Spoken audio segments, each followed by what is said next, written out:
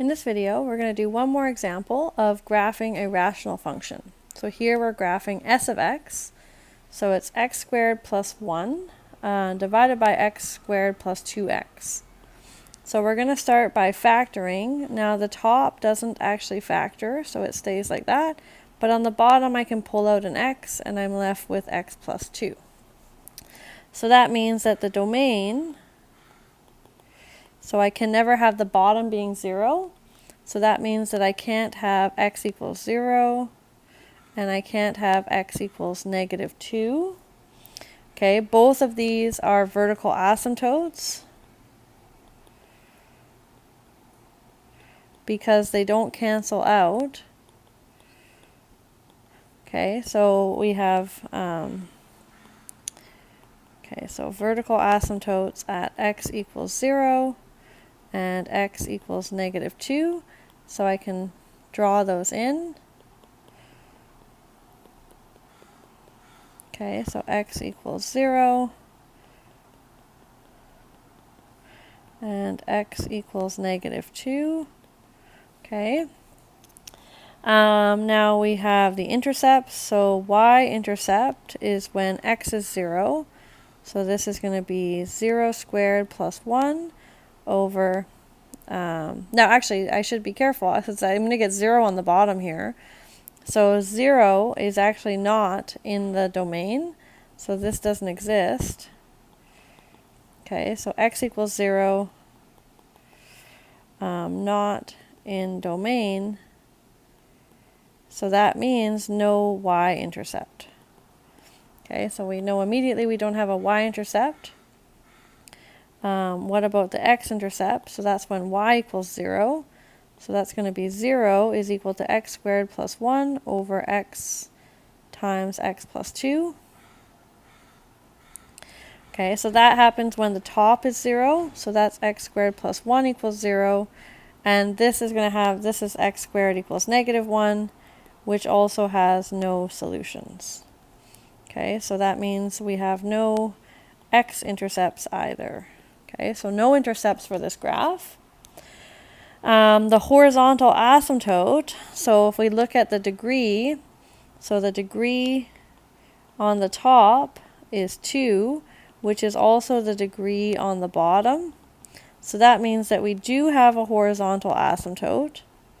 Okay, it's at y equals the coefficients of the x squared terms, which is 1 over 1. Okay, so we have a horizontal asymptote at y equals 1. Okay, so we can draw that in. And now we want to know, does the graph cross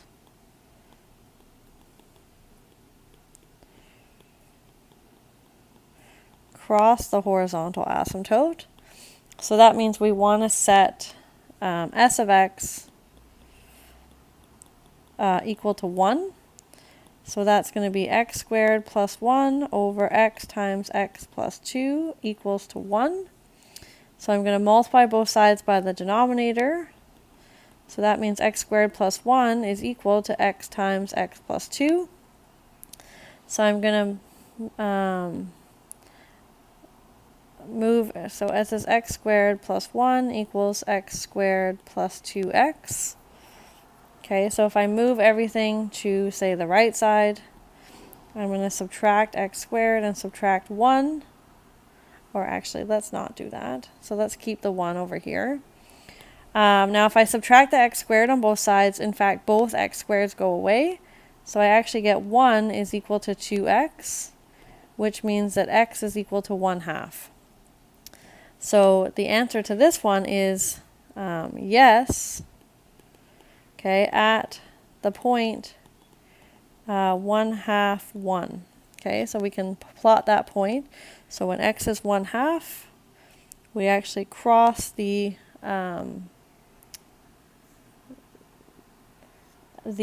horizontal asymptote. Okay, so that point is there. Okay, now the last thing for us to do is the number line. Okay, so put our number line down here. Okay, so we don't have anywhere where the top is 0. So the only places we have to break this up is when the bottom is 0. So that's at -2 and at 0. Okay, so these are both where the bottom equals 0.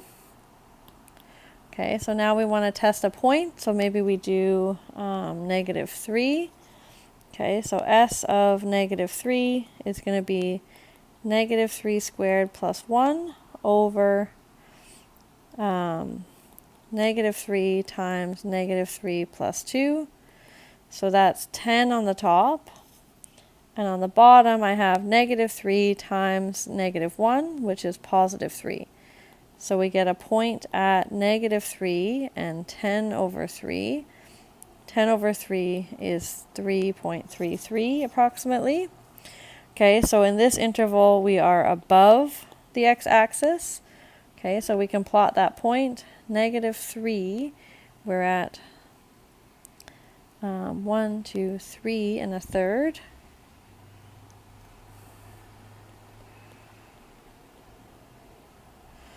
Okay, now we have to do something between -2 and 0, so -1 makes sense.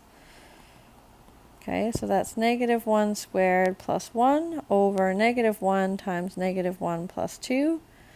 So that's 2 on the top, and on the bottom I have -1 times +1, so -1. So we get -2. So we have a point at -1, -2. So in this interval, we're below the x-axis. Okay, so at -1, we're at -2.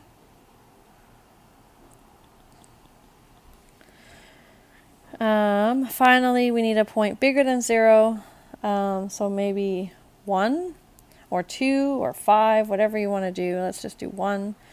So S of 1 is going to be 1 squared plus 1 over 1 times 1 plus 2. So that's 2 over 3. Okay, so we get a point at 1 and 2/3. So that is approximately 0.667. Okay, so it's a positive number. So in this interval, we are going to be above the x-axis. So at 1, we're at 2/3, somewhere around there. Okay, and then that's enough to draw our graph. So when I'm less than -2, we're always positive, and we go through this point up here. So we have to approach the asymptote up, and then we're going to have to approach the horizontal asymptote from above it, because we know that we don't cross. Okay, now between the two vertical asymptotes, we have to be below the x-axis. So that means that we're going to be approaching these asymptotes both, we're going to -infinity as we approach them. Okay, so it's going to look something like this. Now we don't know where the vertex is, okay, so it might be at that point, it might not be, but it's going to look something like that. And then on this side, so bigger than 0, okay, we're always positive, so we have to stay above the x-axis, which means that we'll be approaching the asymptote to the positive infinity. Okay, and then we cross the horizontal asymptote. We might go a bit further down, okay, I don't know. But eventually we have to approach this horizontal asymptote, and we're going to do it from below because we can't cross again. So at some point we're going to come back up and approach that asymptote.